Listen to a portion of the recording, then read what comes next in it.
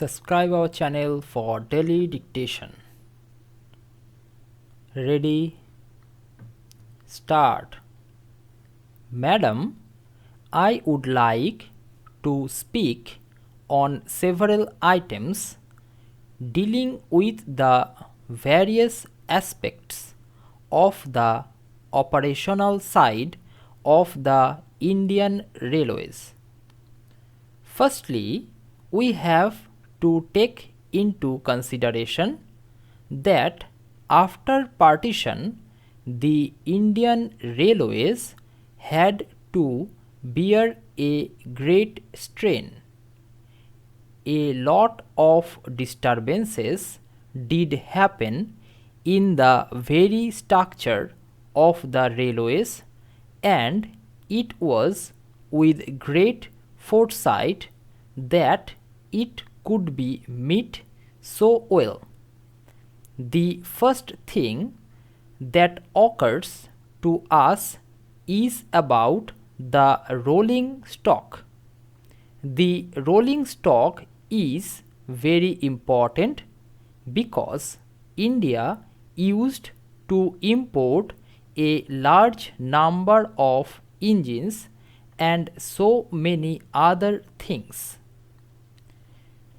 which are associated with the operational side.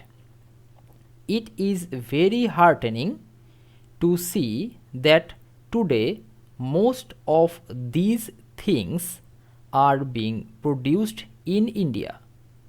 Recently, I had the privilege of visiting some of these factories, especially the Chittaranjan factory, and I saw that the recent manufacture of an electric engine was something indicative of the wonderful achievement. Steam engines and diesel engines are manufactured. The later ones, Varanasi, these have gone a long way in meeting the demands of the railways sufficiently. As far as many other things connected with the electric equipment are concerned, I find that they are also produced in a large number at Bhopal.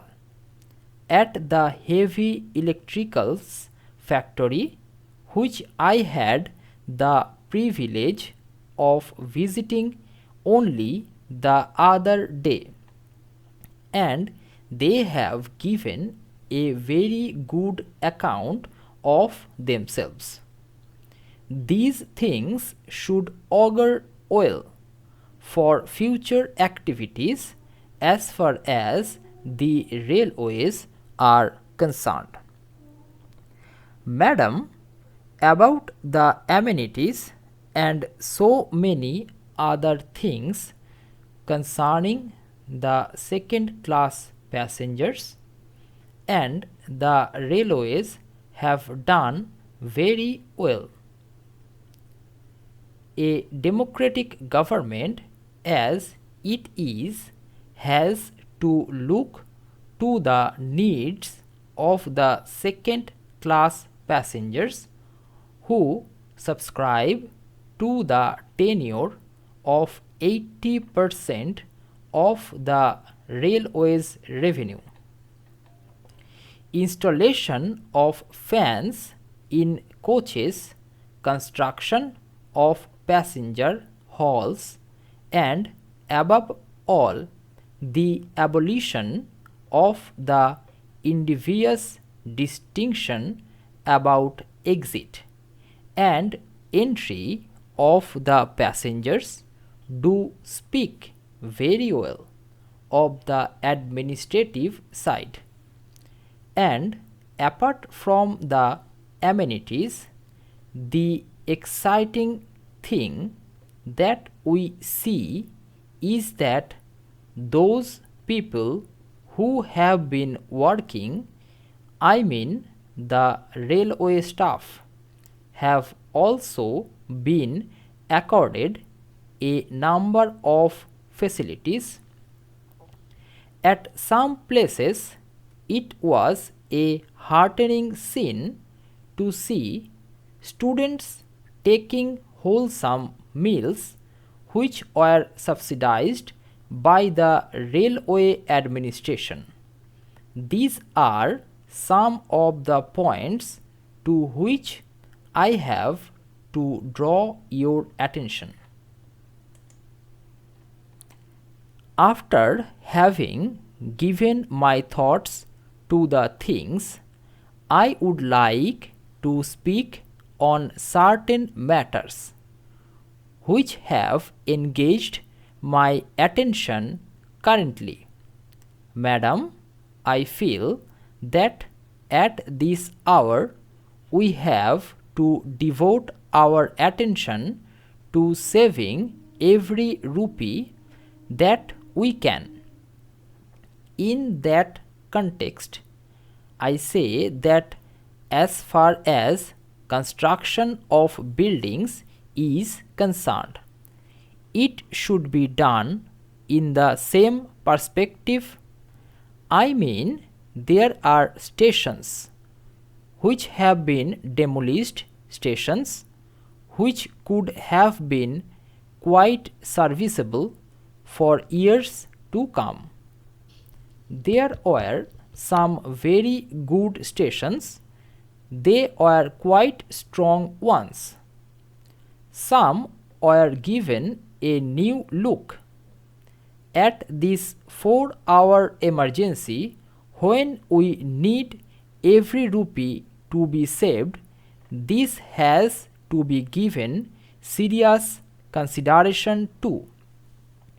The second point that I would like to bring to the notice of the Honorable Minister of Railways is that as far as the narrow gauge railway lines are concerned, I have gone through some of their financial aspects and I am not really happy. I feel that as early as possible the narrow gauge should be abolished, because if you could save to the tune of rupees 2.5 crores annually, and the same could be invested in converting the line into broad gauge or even meter gauge, that would be a better project. I understand that the railway board is also giving serious consideration to this aspect of the thing. Now, I would like to draw the attention of the Honorable Minister to a very important factor, as is the progress made in other democratic countries in the matter of our railways also. We should try to make it more modern. We should rationalize and also make it modern in a manner which may compare favorably with the railways in other advanced countries of the world, which have gone much ahead of us. I mean in this connection that our research, designs and standards organization should be given more consideration than has been given to it so far. Madam, I quote in this context some of the organizations working in various countries, especially in Japan, Britain and America. Japan is one country which has gone far ahead of even many of the Western countries.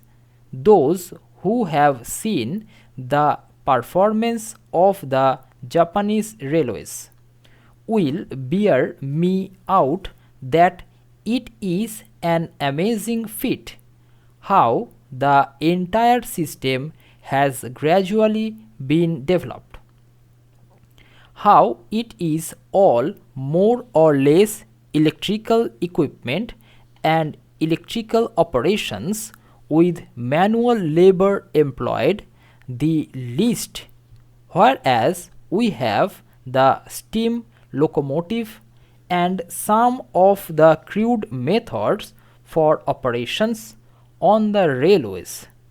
Japan has gone far ahead of us. Stop.